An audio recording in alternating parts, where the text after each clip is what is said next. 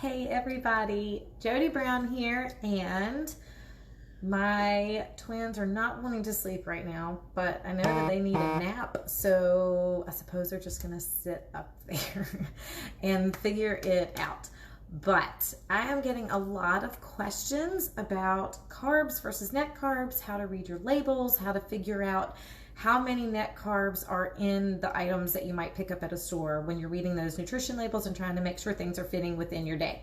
So I wanted to come in very quickly and chat about a couple of things in regards to that. So if you are watching this live, if you could just comment one below, if you see the little red box at the top and one at the sides that says live, and if you're watching the replay, just comment it too. I like to connect with you and figure out when the best time is to try to come live and share some information for you.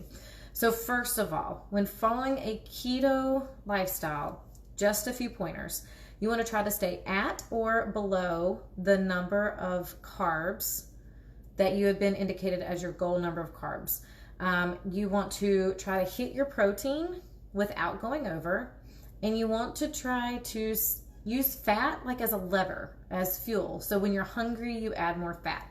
If you feel fine, if you don't feel hungry, you don't necessarily need to eat every single gram of fat daily that maybe an app tells you that you need. If weight loss is your goal, I actually recommend that you really pay attention to your hunger levels and use the fat as that lever to fill you up when needed. So I hope that makes sense. Another thing to keep in mind is if you're following a keto lifestyle, you want to make sure that your protein does not go higher than your fat, because for some people, your body can start to recognize that protein in the same way that it does sugar and process it in the same way. And obviously, if we're going for low carb, low sugar, that's not ideal. Okay, so just a few things to keep in mind while you are looking at your macros, your macronutrients, your carbs, your fats, and your proteins. If you have not been tracking and you plan to track to start, again, that's not something that I'm saying you have to do forever, but I do think it gives you a really good idea of where you stand in terms of what you're putting in your body every day, just to give you an idea of where you could make changes. Again, not saying that that's something you need to obsess over and do every single day, but for a lot of people, it does help with weight loss. An app like the Carb Manager, literally that's all it's called, Carb Manager app, can be very helpful for that. And you can actually set it up for a keto lifestyle so that it puts in your information and the percentages for a keto lifestyle and gives you an idea of what you want to aim for every day. Okay, so let's get to talking about these labels. So when I hope that you're going to be able to see these. So I just pulled out something from my pantry that has a label I'm hoping you're going to be able to read. So this is just almonds. But obviously you've got your general calories and your fat. But then let's chat about these carbs. If you're going for total carbs a day, some people will track total carbs. If you're going for total carbs, you're simply going to look at total carbs, and that's what is going to be input into your carb manager or whatever tracker you're using while you're kind of figuring out what you're putting into your body. However, if you are doing net carbs, that's what I look at. You do, I'm like all up in your face here. Total carbs, which is 5 grams, and then you see dietary fiber, which is 3. So you're going to do 5 minus 3, so that's 2. If there were a category for sugar alcohols, I'm not saying sugar, I'm not saying added sugar, I'm saying sugar alcohols, you would be able to subtract those as well. Simply because of the way your body processes them, you're able to subtract those when finding your net carbs. So your net carbs for this is going to be 2 grams for a serving of 1/4 of a cup of almonds. So I hope that helps to make sense. The one thing I would also recommend is when you are using one of those apps, double check the numbers when you put it in, because not everything is exactly right in those apps. So you don't want it to give you too many carbs or not enough carbs if something is a little bit different on your nutrition label. Okay, so let's look at another thing. Okay, so, this is going to be hard for you to see. That was not a smart choice. Okay, but we're going to go with it because I've got it. So cheese.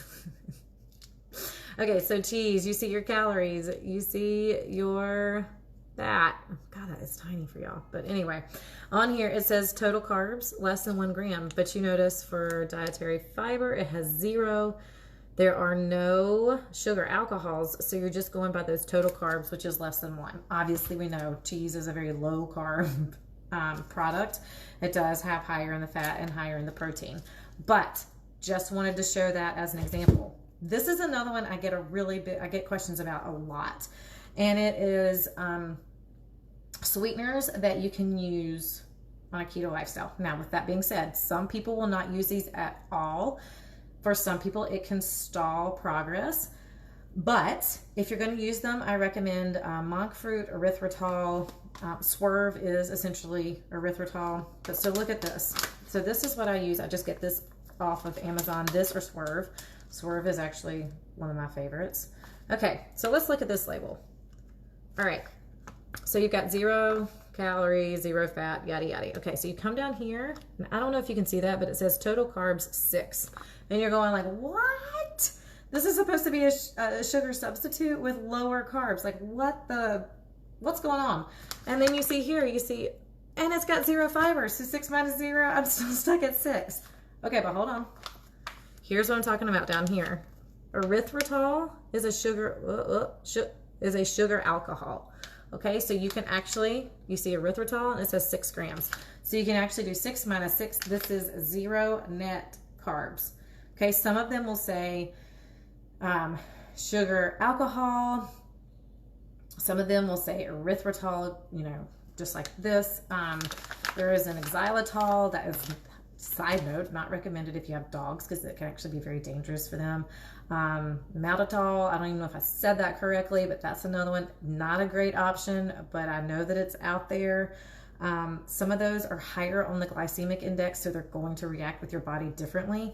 These are lower, so that's why if you're going to use a sugar substitute, I recommend one of those.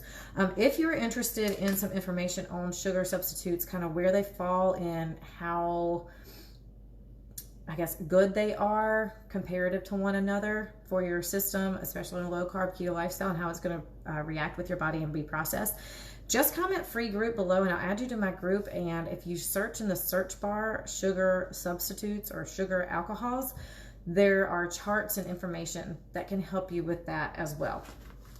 So I hope this was helpful. I hope that it kind of cleared up some things. Again, just as a refresher, total carbs equals net carbs net carbs equals total carbs minus fiber minus sugar alcohols. Okay, so hope that helps. I hope everybody has a wonderful afternoon. For those of you who have been messaging me about sampler kits or about ketones, I am about to get back to you. So I hope that everyone has a wonderful afternoon and we will chat soon. Bye, you guys.